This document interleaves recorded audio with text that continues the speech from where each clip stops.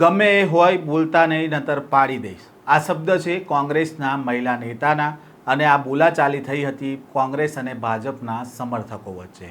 ભાજપના ઉમેદવારના ફોર્મ સામે કોંગ્રેસે વાંધો ઉઠાવ્યો હતો। જો કે આ દરમિયાન ફોર્મ રદ કરવાની કોંગ્રેસની માંગ હતી અને આ જ મામલે નેતાઓ પાખડી પડ્યા હતા।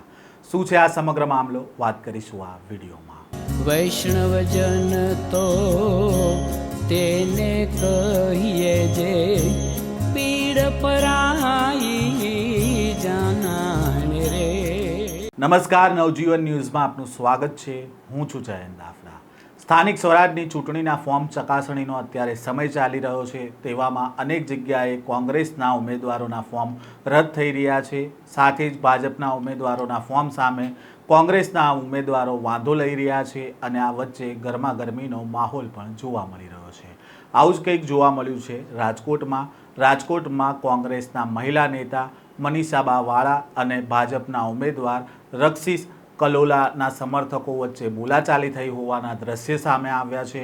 કોંગ્રેસ દ્વારા ભાજપના વોર્ડ નંબર 11ના ઉમેદવાર રક્ષિતનું ફોર્મ રદ કરવા મામલે રજૂઆત કરવામાં આવી હતી। જો કે ફોર્મ યોગ્ય હોવાનું ચૂંટણી અધિકારીએ જાહેર કરતા ભાજપના ઉમેદવારના સમર્થકો દ્વારા નારા લગાવવામાં આવ્યા હતા અને આ દરમિયાન કોંગ્રેસના મહિલા નેતા મનીષાબા વાળા અને રક્ષિત કલોલાના સમર્થકો વચ્ચે ઉગ્ર બોલાચાલી જોવા મળી હતી।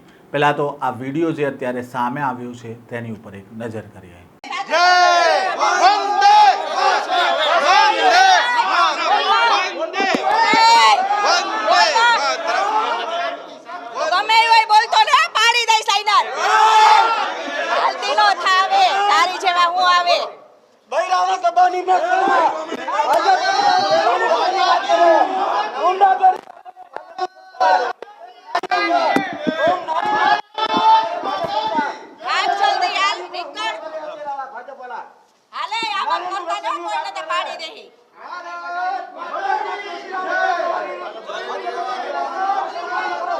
રાજકોટ મહાનગરપાલિકાની ચૂંટણીમાં ઉમેદવારીની ફોર્મ ચકાસણીનો આજે અંતિમ દિવસ છે। ત્યારે કોંગ્રેસ દ્વારા વોર્ડ નંબર 11 અને વોર્ડ નંબર 14ના ભાજપના ઉમેદવારોના ફોર્મમાં વિસંગતતા હોવાના આક્ષેપ સાથે ફોર્મ રદ કરવાની માંગણી કરવામાં આવી હતી। જો કે ચૂંટણી અધિકારી દ્વારા બંને ફોર્મની ઊંડાણપૂર્વક ચકાસણી કરી અને કોંગ્રેસના આક્ષેપ સાથેના તમામ મુદ્દાઓની વિગતવાર ચકાસણી કરતા આક્ષેપોમાં તથ્ય જોવા ન મળ્યું અને બંનેના ફોર્મ માન્ય રાખવામાં આવ્યા હતા અને તેના જ કારણે ભાજપ અને કોંગ્રેસના ઉમેદવારો સામસામે આવી ગયા હતા।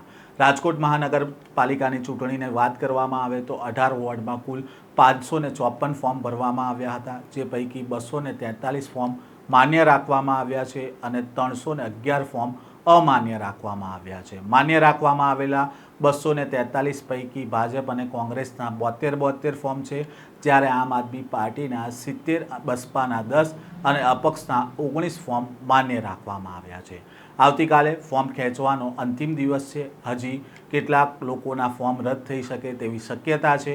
ત્યારે હવે જોવાનું રહ્યું કે આવતીકાલે ફોર્મ પાછા ખેંચવાના છેલ્લા દિવસે કેટલી બેઠકો ગુજરાતમાં બિનહરીફ જોવા મળે છે। આ પ્રકારના સમાચાર અહેવાલ સાથે ફરી મળીશું। નવજીવન ન્યૂઝ સાથે જોડાયેલા રહેજો।